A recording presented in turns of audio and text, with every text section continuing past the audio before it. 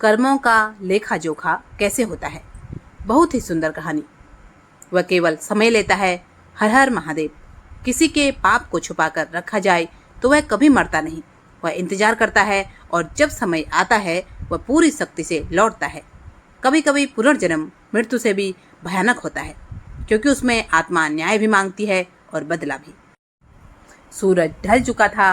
People के पेड़ों की लंबी परछाइयां नरसिंहपुर गांव की गलियों में फैल रही थी। हवा में धूप, लोबान और गीली मिट्टी की मिलीजुली सुगंध तैर रही थी। मंदिर की घंटियां मध्यम स्वर में बज रही थी। लेकिन गांव के मध्य में एक पुरानी हवेली थी जो अपने आप में एक रहस्य थी। रणबीर सिंह की हवेली। उस हवेली की ऊंची दीवारें, लोहे का विशाल फाटक और हर कोने में टिमटिमाते दीपक रणबीर सिंह की शान और वैभव का प्रमाण थे। लोग उसे जमींदार साहब कहते थे। एक ऐसा पुरुष जो हर पंचायत में अग्रिम पंक्ति में बैठता, गांव के मंदिर में सबसे बड़ा चढ़ावा चढ़ाता और जिसे बड़े बड़े अधिकारी भी झुककर प्रणाम करते। लेकिन रणबीर सिंह केवल एक जमींदार नहीं था, वह एक छवि था, आदर्श, धर्मनिष्ठ और न्यायप्रिय की।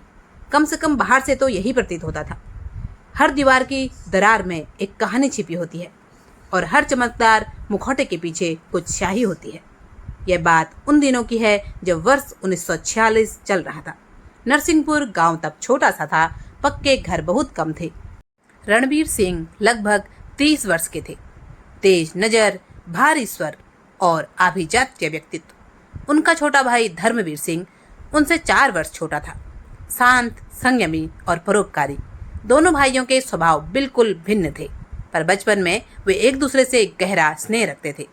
एक ही थाली में खाते, एक ही कुएं पर स्नान करते और रात को एक दूसरे को कहानी सुनाते। लेकिन जैसे जैसे समय बीता और युवा अवस्था आई, जमीन जायदाद के मसले दीवार बनकर खड़े हो गए। पिता की 40 बीघा जमीन दोनों भाइयों के नाम थी।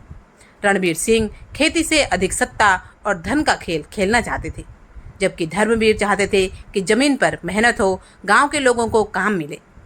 एक दिन धर्मवीर ने पंचायत में खड़े होकर कहा, भूमि हमारी है, पर उसका लाभ पूरे गांव को मिलना चाहिए। भैया तो हवेली और दिखावे में ही उलझे हैं। रणबीर के अहंकार को यह वाक्य चुभ गया। उन्होंने गांव के पटवारी और लेखपाल को रिश्वत देकर भूमि के अभिलेखों में फेरबदल करवा दिया। धर्मवीर का हिस्सा घटा दिया गया। जब धर्मवीर को यह ज्ञात हुआ तो उन्होंने सीधे भाई से बात की, भैया आप जानते हैं बाबूजी ने दक्षिणी जमीन मेरे नाम की थी, अब वह नक्शे से गायब है। रणबीर का स्वर ठंडा था। सारे दस्तावेज वैध हैं, जो तुम्हें मिला है वही उचित है। पर धर्मवीर चुप बैठने वाले नहीं थे। वे अगले दिन जिला न्यायालय जाने की तैयारी करने लगे, परंतु उसी रात 2 कोस दूर एक पुराने कुएं के पास उनकी टूटी हुई साइकिल मिली। पास में खून के धब्बे थे, पर कोई शव नहीं, कोई साक्षी नहीं। गांव में अफवाह फैल गई कि धर्मवीर वन्य पशुओं का शिकार हो गए।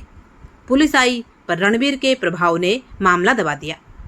रणबीर सिंह ने पंचायत में खड़े होकर रोते हुए कहा, मेरा भाई चला गया, मेरा जीवन अधूरा हो गया। गांव वालों की आंखें भर आई, पर सरपंच धीरे से फुसफुसाया, जिसकी आंखों में आंसू नहीं थे। जब वह जमीन हड़प रहा था, वह आज इतनी आसानी से कैसे पिघल गया। धर्मवीर का शव कभी नहीं मिला, पर रणबीर ने मंदिर में बड़ा यज्ञ करवाया, भोजन वितरण करवाया और हवेली में एक कोना धर्मवीर की स्मृति में बनवाया, पर वहां कभी दीप नहीं जलता।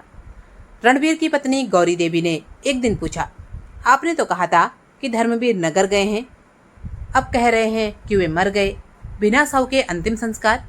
रणबीर चुप रहे। उनकी दृष्टि एक बिंदु पर स्थित थी। उस दिन पहली बार गौरी देवी ने उनके चेहरे पर पछतावा और भय दोनों एक साथ देखा। 20 वर्ष बीत गए। अब धर्मवीर का नाम हवेली में लेना मना था। चित्र तक दीवारों से हटा दिया गया था, परंतु एक रात तुलसी के नीचे एक तस्वीर मिली। उस पर लिखा था धर्मवीर सिंह। उसी रात एक फकीर हवेली के बाहर बोला, जिनका अधिकार तूने छीना उनकी छाया लौटेगी, कर्म के कुएं से तेरी आत्मा गिरेगी। रणबीर की आंखों में बीते वर्षों की परतें खुलने लगी। अब समय आ गया था।